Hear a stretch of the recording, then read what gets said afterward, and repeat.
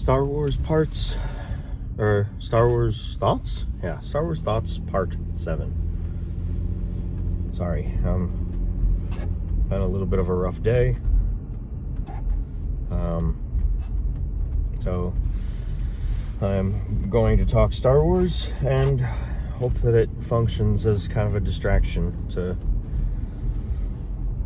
reset a little bit. I think I left off talking about Mandalorian Season 2 and how it was okay, but also contained my favorite piece of Star Wars since the original trilogy. And that's, of course, the Season 2 finale at the end there. And if you haven't seen it yet and don't want to have a spoiler, probably the next few minutes are going to include that spoiler. I'll try to switch back quickly to more general terms, but spoilers.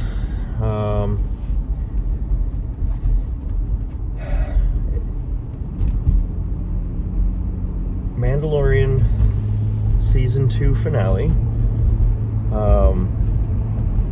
showed us this team of fairly powerful people struggling to get past their foe. There's this new weapon that is the Dark Trooper there, or the Death Trooper. I don't remember which they called it, but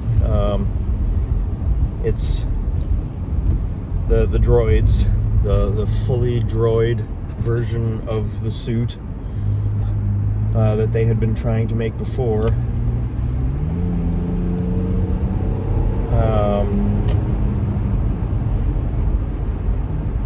Yeah, that person was not getting on the highway correctly.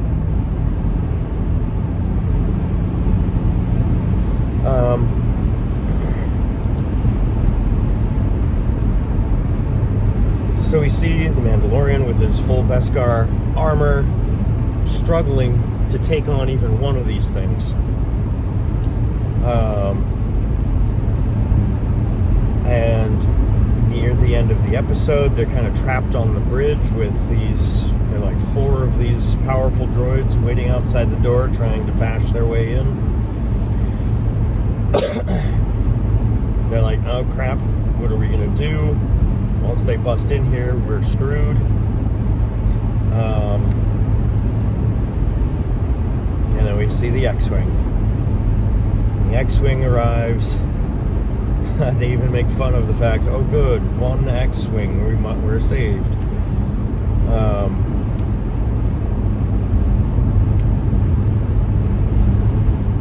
And then stuff starts to happen on the security feed. Black-clad figure opens up a lightsaber and starts cutting droids to pieces. And it's beautiful. Like, it tears through them like they're nothing.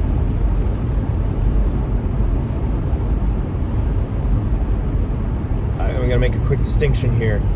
Tearing through the droids like they're nothing is done better in Mandalorian Season 2 finale than it is in the prequels, the prequel movies, because we've been given a sense of how powerful these droids are. Like, they're able to take on most normal foes.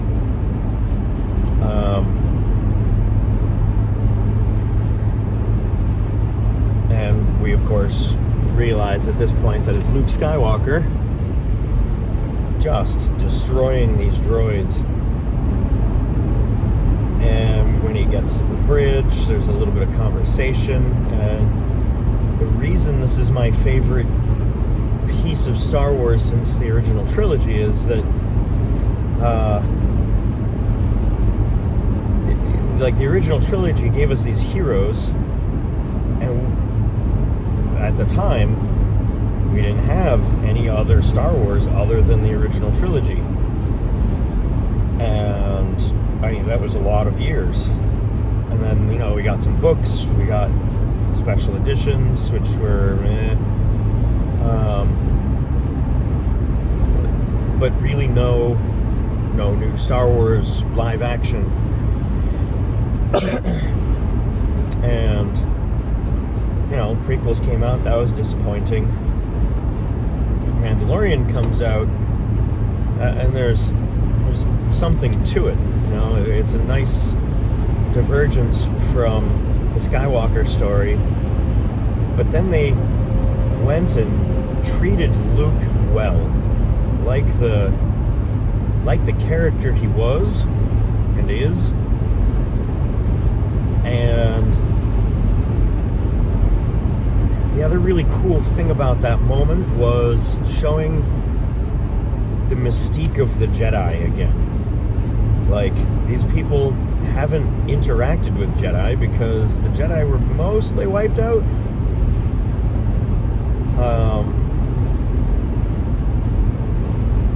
It's what, 20-ish, 25-ish years? Or I think 3 years after Return of the Jedi, so it's been 20-ish years since the Jedi have been wiped out.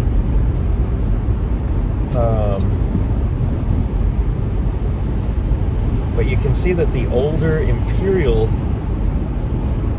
that has lived through a time where there were more Jedi showed fear on his face. Like, holy crap. Is that really a Jedi on my ship? Oh my god, he's tearing through my masterpiece tools of combat.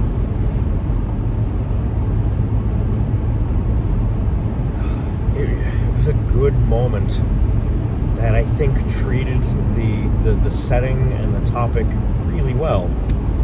So kudos to them for putting that bit of Star Wars together. And I guess I'll give the thumbs up now. It's okay. No more spoilers. Just safe to keep watching.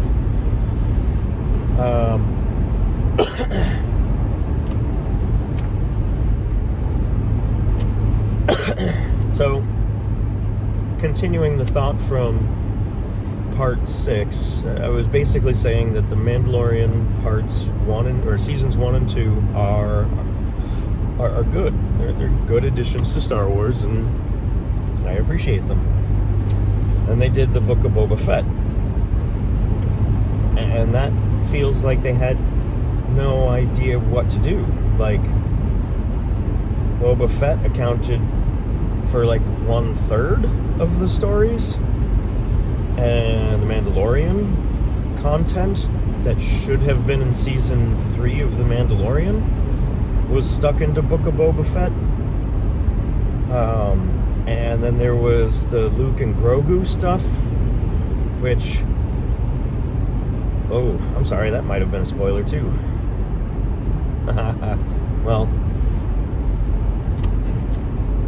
I apologize. I won't say it again, but yes, there is a little bit of a guest appearance there, and unfortunately, it's a badly written one, where the character in question is nothing like himself again, and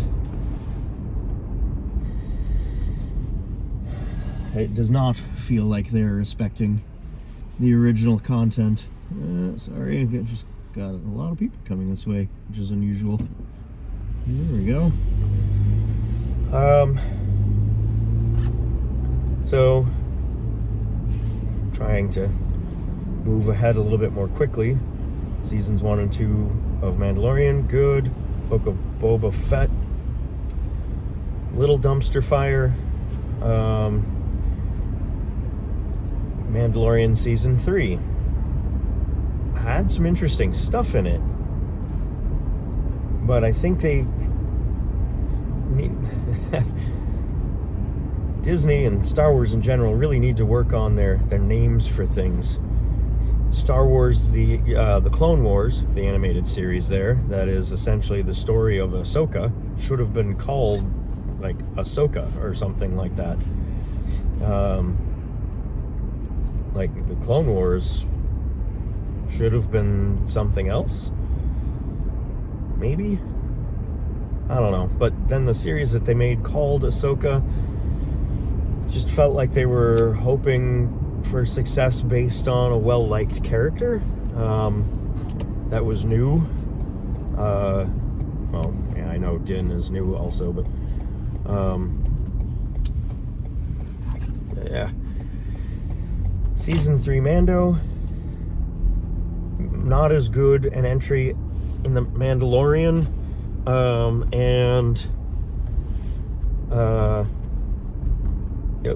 but has some okay stuff in it, worth seeing, I guess. The Ahsoka season that's out as of the timing of this creation of this video is just not good.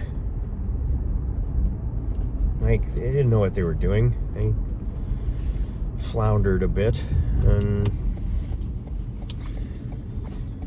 yeah, all right, I'm almost there. So I'm gonna end part 7 here with having talked about Mandalorian and Book of Boba Fett and even Ahsoka.